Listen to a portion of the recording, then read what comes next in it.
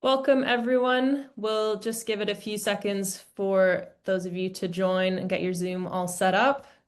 Appreciate everyone making the time for some of you a late evening, some of you early morning, some of you bang in the middle of the day. So great to see so many people coming in. My name is Maxine Betteridge-Moes. I'm the digital editor at New Internationalist magazine, and I'm also the host and producer of our podcast, The World Unspun. I'm thrilled to welcome you all tonight to this conversation with Shahidul Alam. Shahidul is an internationally renowned photojournalist, activist, and curator who has used his camera to document more than 40 decades of struggle and change in his home country of Bangladesh. His work has exposed human rights abuses and appeared in galleries and exhibitions worldwide. And in 2018, he was arrested and tortured for criticizing the former Bangladeshi regime's violent response to student protests, sparking a global campaign for his release. Still, Shahidul refused to remain silent.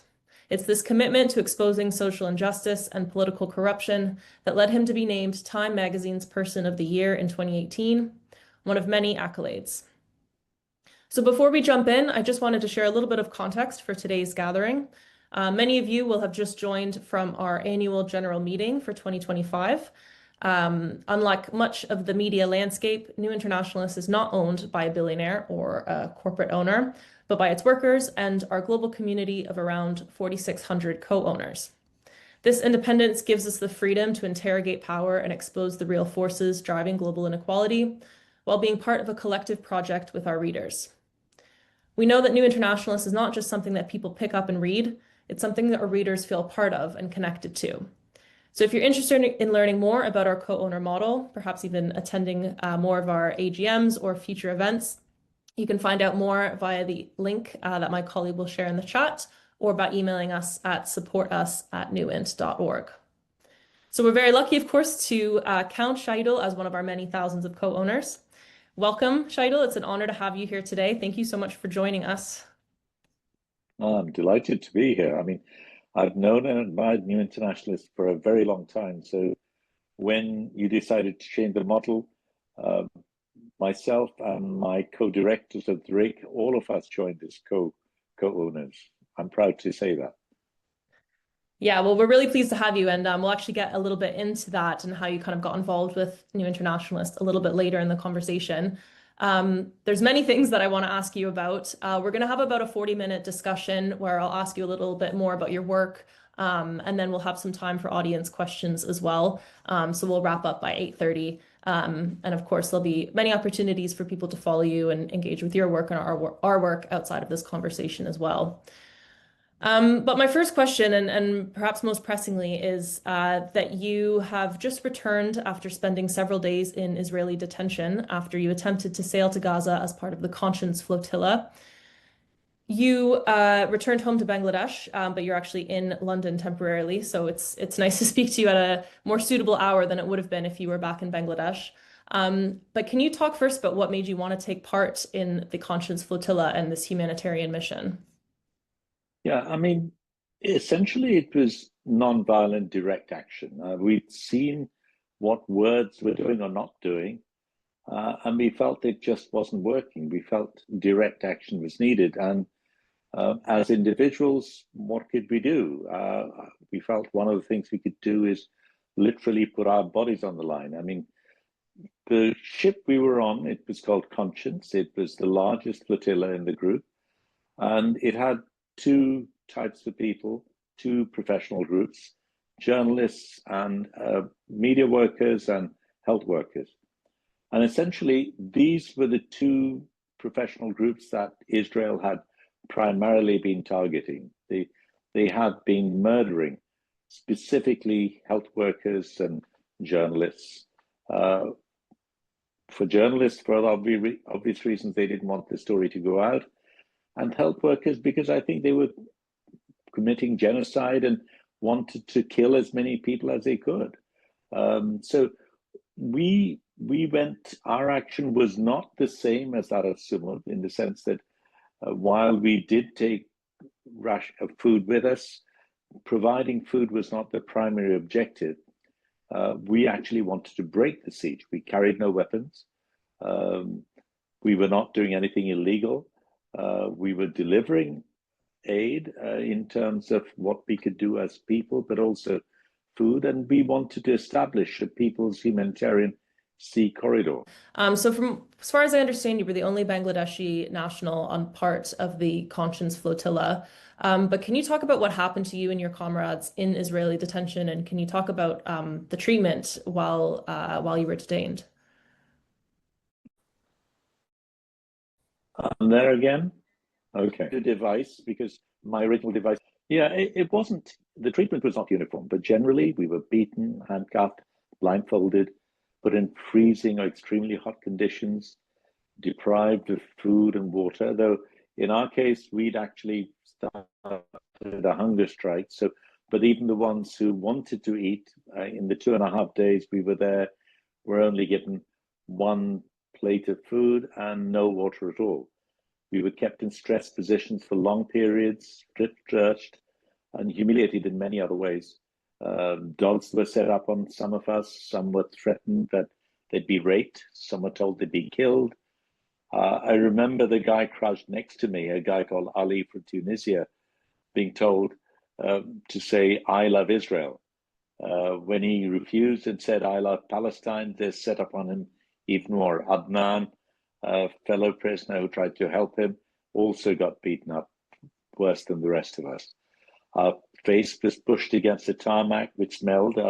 I don't know for sure, but I was later told that apparently the soldiers had urinated there before we were taken there and had our faces pressed against the tarmac. It sounds really horrific. I know there's been a lot of commentary around the mission since many of the participants from the Samud flotilla and then also the second conscious boat of which you were a part, on all sides of the political spectrum. But do you, having participated in it yourself, do you think the mission was effective, despite, you weren't ultimately able to reach Gaza, but what do you believe that this mission was able to achieve? The resistance has a cumulative effect. It galvanized the entire globe.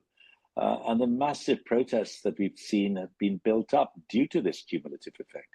The fact that some politicians are now changing tune also has to do with the pressure from the constituencies.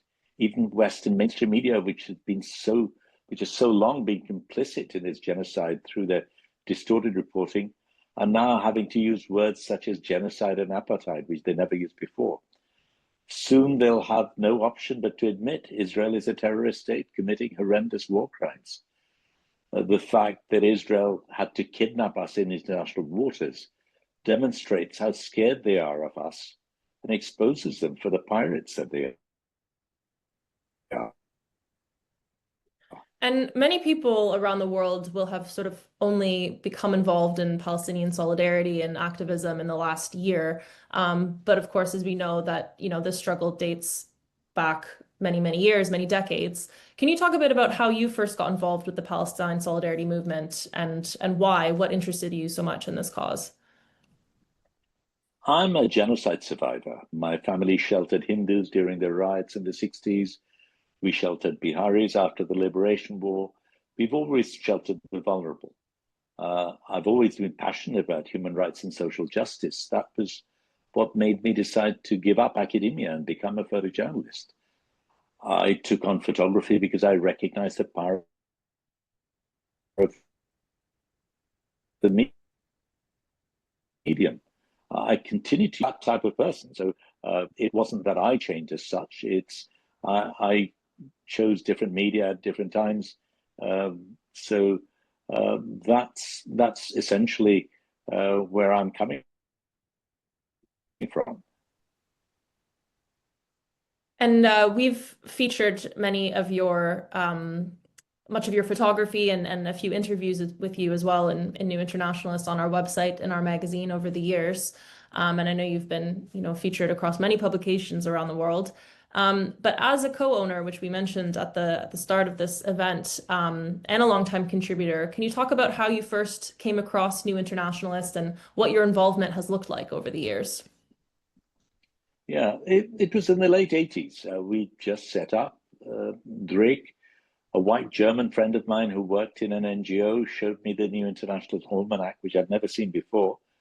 There, except for Sebastião Salgado and Sunil Gupta, the only other names were Western names, including that of my friend, who was not a photographer. He was an NGO guy who'd taken some pictures. So I took a bunch of photos with me, turned up at Oxford.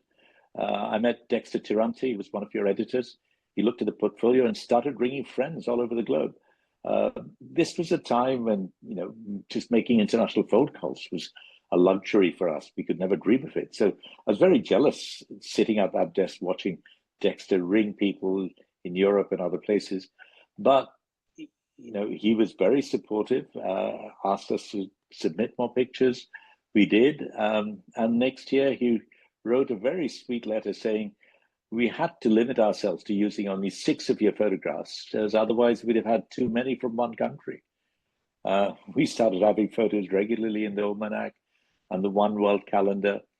Later, I suggested we do an entire issue on Bangladesh, but with the content entirely from Bangladeshi contributors. They agreed. Chris Brazier, another of your editors, came over to Bangladesh, and the two of us, we co-edited the piece. Later, I was asked to be picture editor of the Southern Exposure Spread. I did that for many years. Later, when the magazine reached out to us, asking us to be co-owners, as I mentioned earlier, all 3 directors of the Renu Mohammed, Saideh Gulruk, and I chipped in. The magazine has played a very important role in the campaign for my release.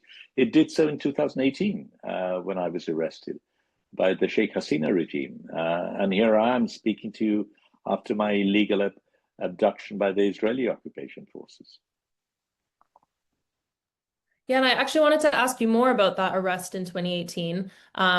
It happened after you gave a press interview about anti-government corruption protests, and you were subsequently tortured and imprisoned for 107 days, a case that wasn't ultimately dismissed until this year. So what, 7 years later? Last year, many people will be aware of the mass uprisings again in Bangladesh to overthrow the authoritarian regime of Sheikh Hasina. And last year, again, you were very outspoken in support of these anti-government protests. In what was ultimately a moment of great hope for Bangladesh and has sparked similar movements across the region and elsewhere in the world. But I'm wondering what motivates you, having spent so many decades working across Bangladesh and with so many other Bangladeshis, what motivates you to continue challenging power inside and outside of the country? I am who I am. Certainly, the fact that the government was against me, I think is, in a sense, an affirmation of what we're about. It's also what Israel does, for instance. When Israel's arresting journalists and photographers in particular, it's because we are effective and potent in what we do. Really, if you look at what happened in Bangladesh, in 2024, and in fact, that was also what led to 2018. It was students' protests, students in the streets. We had an extremely powerful regime. Sheikh Hasina had control of the military, the police, the academia, the bureaucracy, the judiciary. It was full spectral control. And for students at that time to be able to, through peaceful protest, actually bring the government to a standstill was remarkable. At that time, the students perhaps weren't mature enough, and the government made promises which they never kept, but that quietened down the movement. But by 2024, they knew how the game was played. And this is despite the fact that the military and the police opened fire. They killed about 1,400 people. They shot from helicopters. Babies were being killed. People were being burned alive. Even with that sort of repression, the fact that students and people like Abu Said, people like Muqtada, people who took tremendous risks and gave their lives. I mean, of course, they ruled by fear, but the courage of these youngsters was phenomenal. And that led to many other people joining, working class people joining. It was a massive movement. And eventually, even such a powerful regime could not withstand it. Yeah, you touched on how this was such a moment that drew in so many Bangladeshis. And as I said, we've seen that those protests from 2024 have inspired similar actions around the world. We know most recently in Nepal, a story that we've covered in our latest issue, largely dubbed the Gen Z protests. We've seen it happen in Kenya, in Morocco, and many other countries around the world. I mean, obviously, this didn't start with Bangladesh, but how much of an influence do you think the country had in what we're seeing as this sort of global shift, and where do you see it headed next?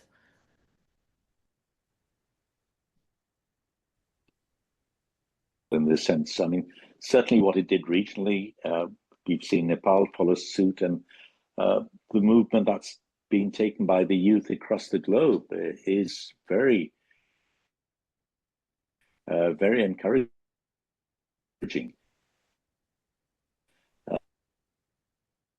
So I'm very. I think we also need to recognize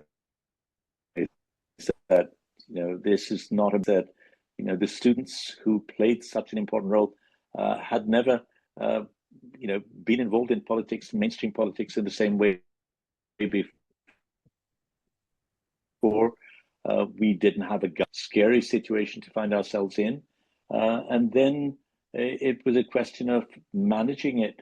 Once we knew that Hasina had left, they very quickly contacted Professor Yunus, our Nobel laureate, to try and get him back, to get him to come over and take over, basically.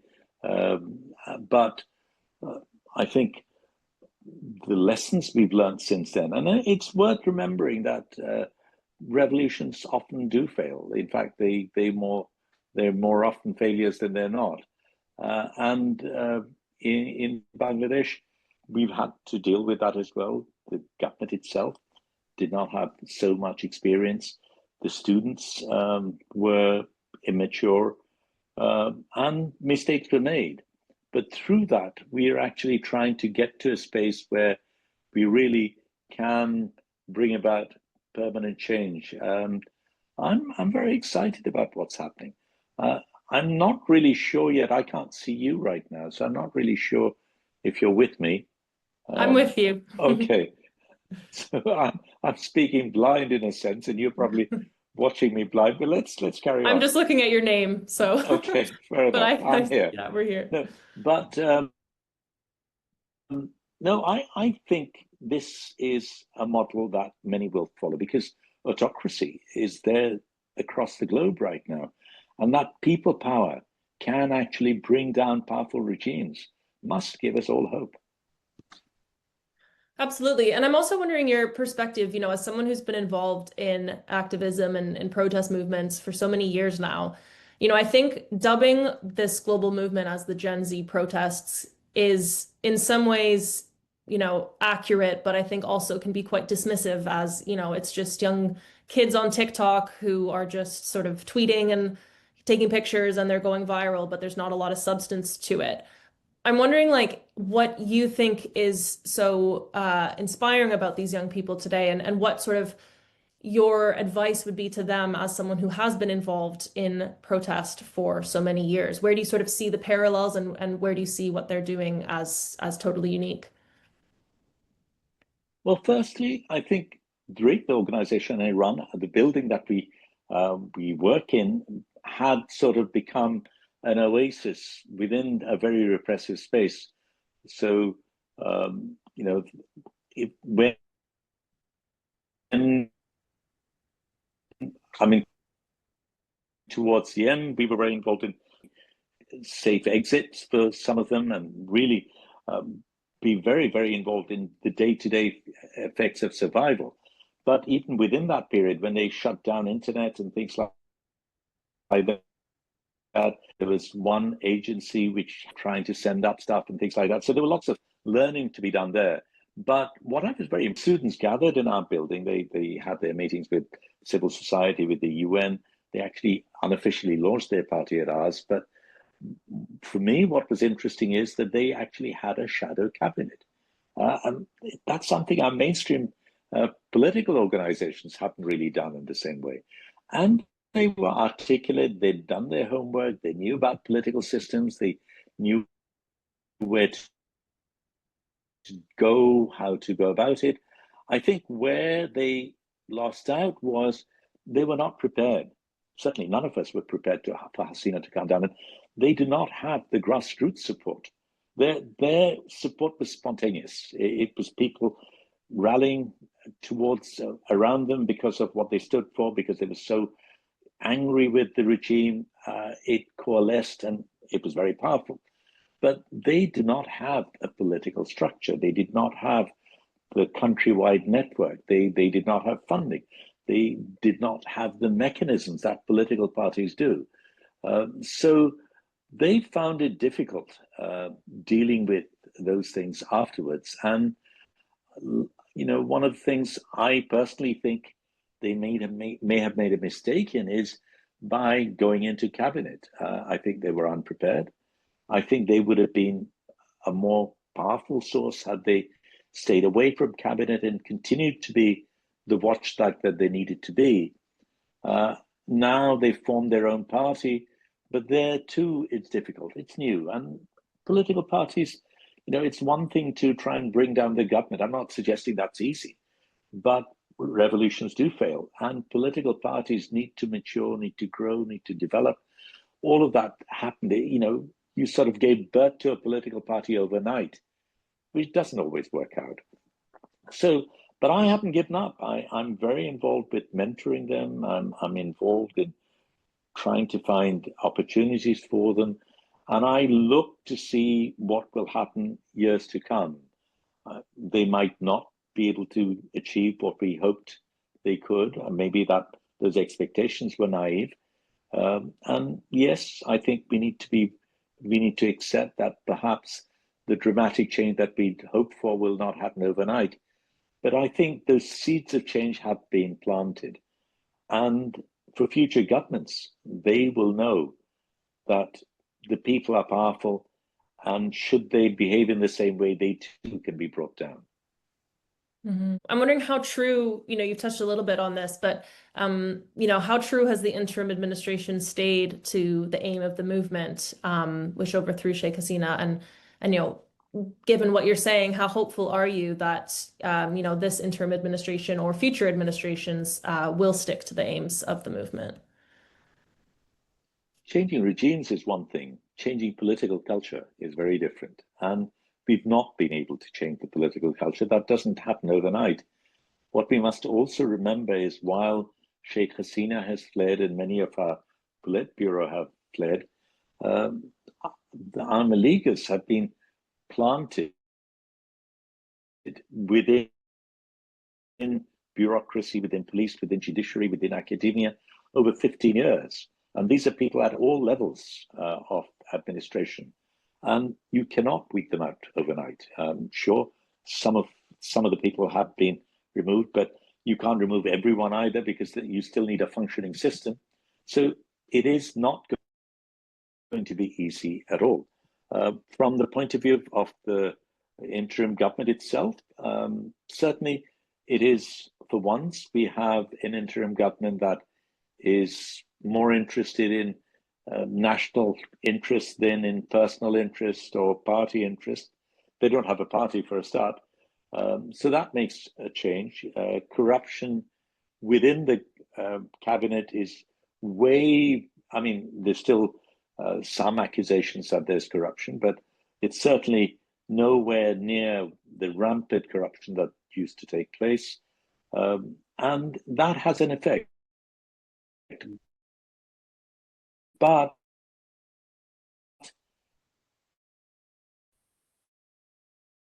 this is not, they don't even have administration. They largely run NGOs, human rights organizations, much smaller entities. So it's been difficult, and it's been a steep learning curve. They've tried to do things. I was with one of the advisors yesterday and asking her quite point blank, had you known what you know now, how would you have done things differently? And she herself was saying that perhaps we'd have stayed away and or taken far more immediate action on certain things. But you learn on the fly. If you've never run a country before and suddenly you're given a country to run, you will make mistakes, and mistakes have been made. But I think certainly in terms of what they're trying to do, the motives are there. And for me, much more importantly, we will for once have a proper election where the average Bangladeshi will have a right to vote. That in itself changes things. I mean, once people are empowered, I think there's far more control over politicians than there is when they don't. I mean, Hasina rigged the last few elections, so it didn't matter to her what she did because what the people think was irrelevant. And I think it's interesting to talk about this, against the backdrop of the changing media landscape today. And, obviously we're free to publish here in the UK differently than in Bangladesh, although arguably that's changing quite a lot these days with regards to Palestine. But, having been involved with New Internationalist for so many years, having worked in the media for so many years, you'll know as well as anyone that it's changed dramatically in this political climate and, with the rise of authoritarian regimes around the world. What do you see as the role of independent media, both in Bangladesh, but also more broadly? Why is it important for people to support and read independent media? Well, I mean, you alluded to that. Western mainstream media has been completely exposed for their hypocrisy. And, certainly I don't know what people here think, but certainly across the rest, it's simply not regarded at all. It has lost all credibility because it's consistently failed to speak the truth. It's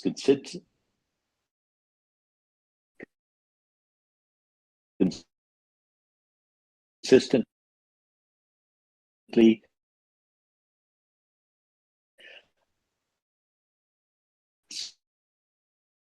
sided with the government and has had no watchdog effect whatsoever. People like from BBC and those norms of practice now. I mean, that would be a laughing stock if any of them come over. Certainly, independent media opens up the possibility to many other things happening.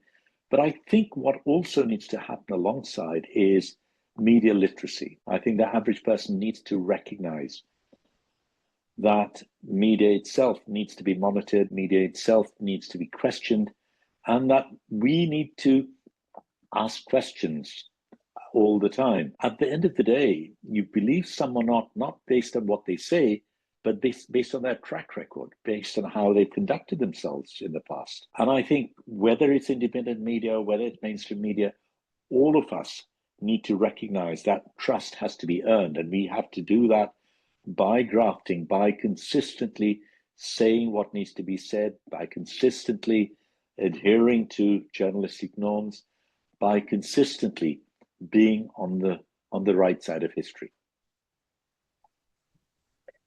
Thank you for that. And I think one more related question to that before we move into some questions from the audience, which I've seen quite a few come in, is I think another big part of this is, providing spaces for a whole diversity of voices to be able to speak to these issues and not just the same sort of Western political commentators and talking heads, but actually really making space for people with lived experience who are actually living through what's happening in their respective countries and can really speak to it on a really personal level. And I know so much of your work has been about providing a platform for majority world photographers and challenging the representations of the majority world so that they're not just sort of portrayed through a Western lens, documented, had their stories told from a Western lens.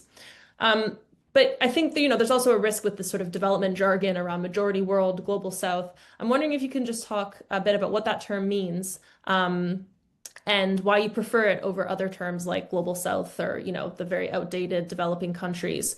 What sort of does this term, representing diversity mean to you, and why is it important when we think of media coverage?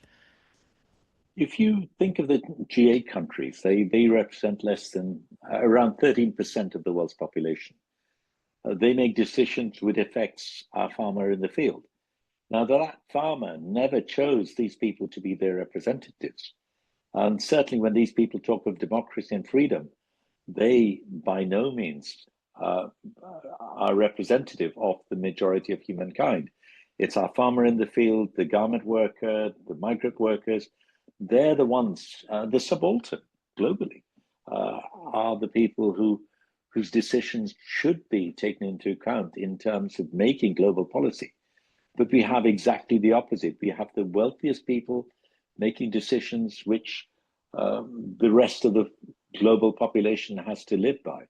And I think that inequality, that perverse mechanism needs to be questioned. So the term majority world reminds us that these are the people who happen to be the majority of humankind.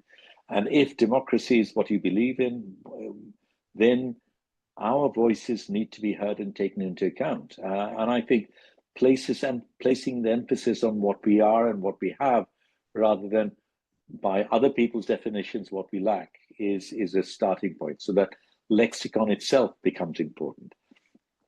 But I think it goes beyond that in the sense that we really need to create. I mean, we've seen how ineffective the United Nations has become. You know, you have the whole world voting one way, one veto, and it's nullified. That cannot be democracy in any form. But that is the structure that exists. And, you know, you've got quite a ridiculous situation now where the Security Council is made up of the largest arms dealers whose business interest it is to perpetuate war. It's like giving your child to a pedophile for safekeeping, but that's where we've come. Yeah, I can't help but mention, just since you bring up the failures of the United Nations and the role of the arms trade, two major topics that we've covered in recent issues of New Internationalist this year, and one further issue on the arms trade that will be coming out early next year. So these are just such massively important topics that, yeah, we're able to kind of dive into more deeply in the magazine. I want to make sure that we have enough time for audience questions. There's quite a few that are related to your time on the Conscience Flotilla, which I'll get to in a moment. But there was just one question that came through from a reader who wasn't able to attend the talk tonight, but wanted us to ask on their behalf, which is a question about minority rights in Bangladesh, in particular Indigenous peoples in the Chittagong Hill Tracts, where rights groups have documented a surge of violence. Despite Indigenous people's involvement in the people's movement to overthrow Sheikh Hasina, are the old patterns of state oppression and de facto military rule likely to continue? So maybe just for, you know, those who aren't super familiar with the events in Bangladesh, if you're able to just maybe provide a little bit of context to that, and then answer whether you think that, yeah, the old patterns will continue. The Chittagong Hill Tracts is ethnically somewhat different from the rest of Bangladesh. They're mostly made of, they call themselves indigenous. Our constitution actually has a problem with that. So I'm not at this point going to unpack the terminology, but it is effectively under military occupation and has been for a very long time, which is hugely problematic. I mean, when you consider that ours is a nation that really came about because of our need to speak our own language. The fact that we've denied a particular group of people, they're a small group of people, but the fact that we've denied them the right to speak their own language and practice their own culture is hugely problematic. I think part of it has to do with inbuilt problems in the democratic process, because when the majority rules, I think the onus is upon the majority to look out for the others as well. Otherwise, it becomes first past the post. Whoever gets there is the one who dominates everything, and then you get hegemony of a different form. Today, I'm concerned that when we have meetings, rallies, or whatever, it's largely male, Muslim, middle class people making decisions, and they're the ones who populate this space. women played a very important role in the July uprising, and they've been sidelined to a certain extent. One of the beautiful things that happened immediately after or during July and August was the wonderful wall art that was all across the country. And these were things that people felt. You know, it talked about a discrimination-free Bangladesh.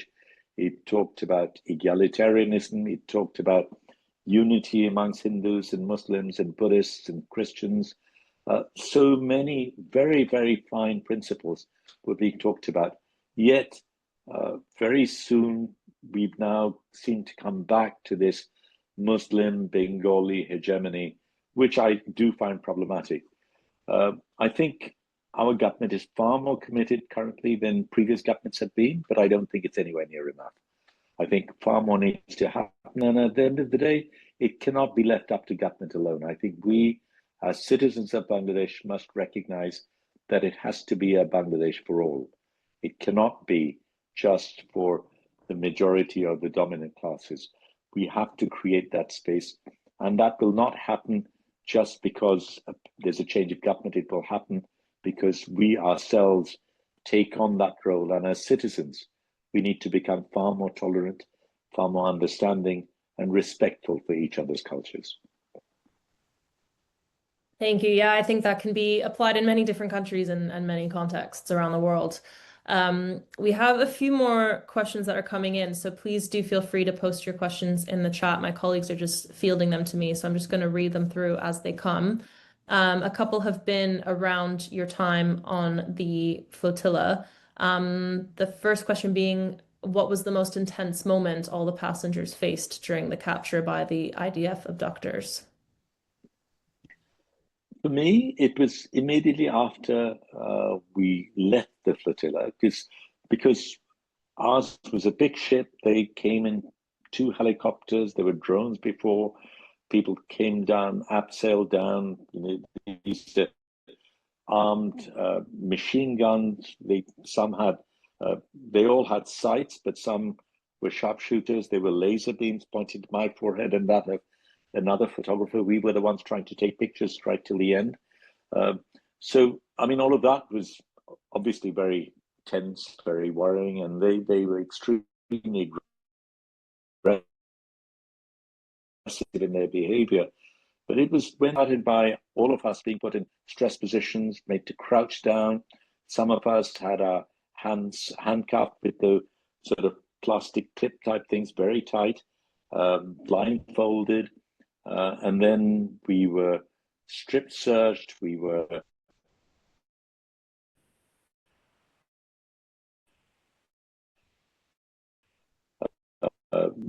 really very, very roughly in a Bangladeshi origin.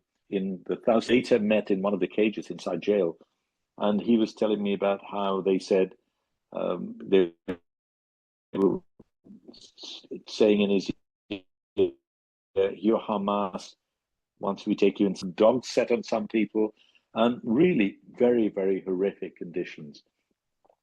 For me, what was sad was the fact that I tried to put as much on iCloud as I could, but certainly when they came, because I had a lot of sensitive data, I had sources, information, and other things, I dumped everything into the sea. And obviously, I don't have the very last bits. One sort of follow-up question to that. I mean, it sounds like you said really, really horrific treatment and being singled out, or as you were saying, speaking to another person of Bangladeshi origin in the detention. Someone was asking if the Israelis put you guys on any brainwash videos or articles or audios.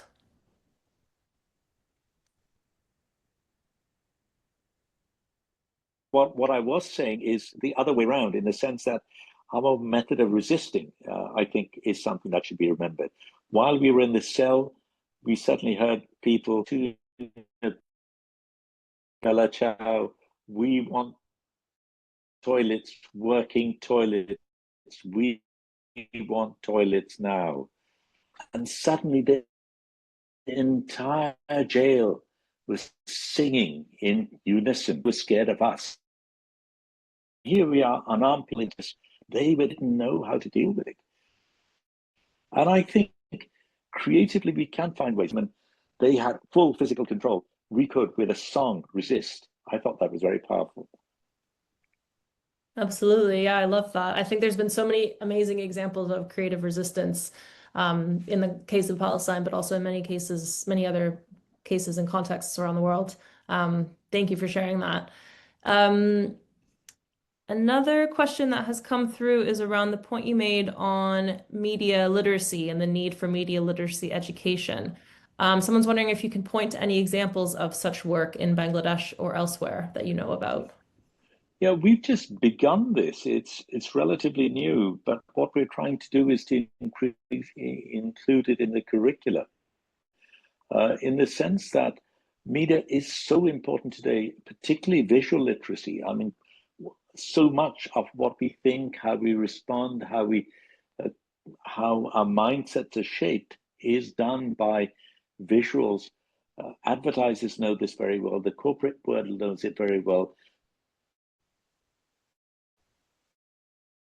We who are part of the look at really is creating illustrated graphics and other things which we can introduce at a very early level. But what also needs to happen is people need to be trained to ask questions.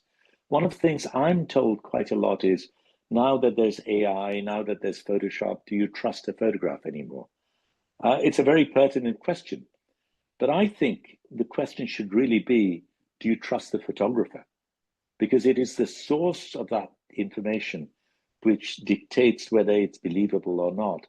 And somehow we need to go back and teach people that it's not the written word or the images, but the authenticity of the source that we need to verify.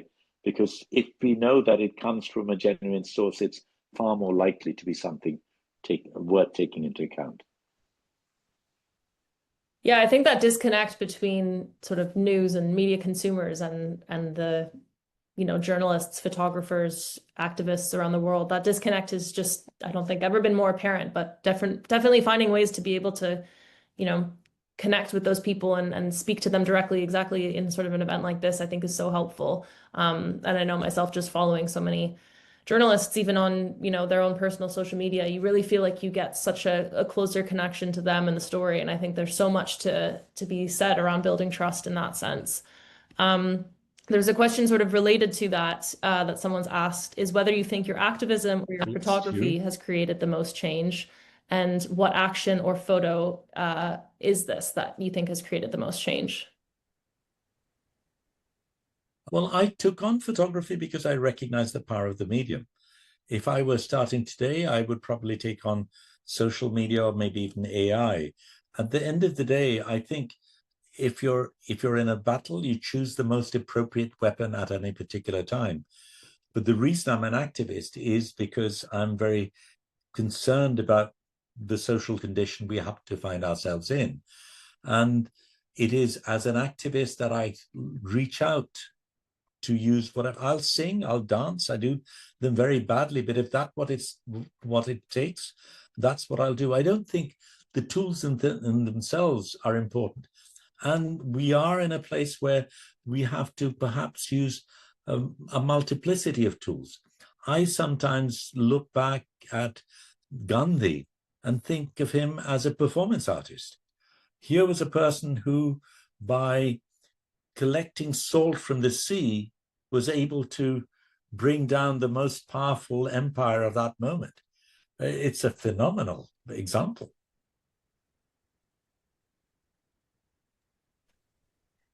And we'll have time for probably two or three more questions.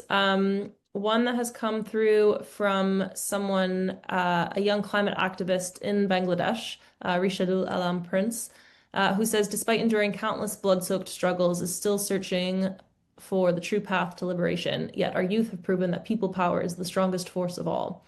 It's been almost a year since the July uprising. Well, just over a year since the July uprising.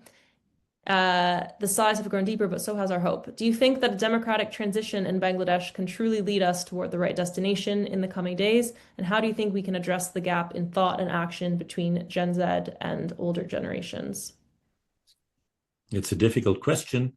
Firstly, I do still believe, and I have faith both in Gen Z and in people power, but I have no illusions of any of this happening overnight. One of the problems we have is, and I mentioned this before, the deep-rooted malaise in our political culture. And that's not just true of Bangladesh, that's true the world over. I mean, look at the United States, for instance. But having said that, I think the fact that even now, despite this huge imbalance in power, that people can do what they do, that people are prepared to take those risks. And the flotilla is also another example. I mean, it's perhaps not right to link them, but I think it's worth remembering that the person who invited me to the flotilla, a woman called Huwaida Araf, she had been in the first flotilla. She was in Marbar Marmara, which, where 10 of her colleagues was killed. She was back on our boat, prepared to break that siege and confront the Israelis again.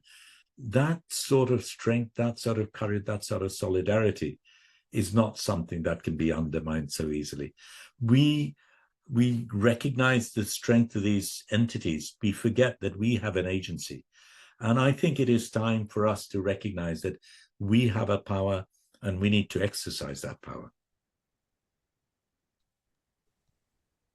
And one final question, which I've just been wondering myself as well, is whether you've faced any issues or any type of trauma since returning from the flotilla. I think we see so many of these brave activists going out and being part of this humanitarian mission, but at the end of the day, you are all human as well, and have undoubtedly endured some pretty horrific things. So are you comfortable talking about that and sort of maybe what your advice is as well for people to not feel like they can go I mean, of course, what we've seen and what we've felt and what we've heard are horrific things, and it doesn't go away overnight. But I would actually like to talk about something that isn't talked about, and that is the people left behind. The focus is on us who were on the flotilla. The real heroes are the Palestinians themselves. And one thing we do not want to do is to take attention away from them to us. They are still being killed and starved right now. But there is another group, the group left behind, the family members, the friends, the solidarity groups outside. In a sense, they also suffer trauma. And while, sometimes we might be getting treated and cared for, the others who are behind, who've, in a sense, face great uncertainty because they're not there, not knowing. And certainly in our case, one thing that happened, which was a horrific mistake, because we were struggling, trying to get online, trying to cover, trying to take photographs, we made mistakes. And we had prepared a video which was about, if you're seeing this video, then I have been captured. And I had the text and I had the video. While uploading a different video, I'd accidentally uploaded that text. And luckily for me, my partner wrote back right away to tell me, and I took that down. But within those split seconds, panic had set out because they thought I had been captured, and suddenly, things went berserk.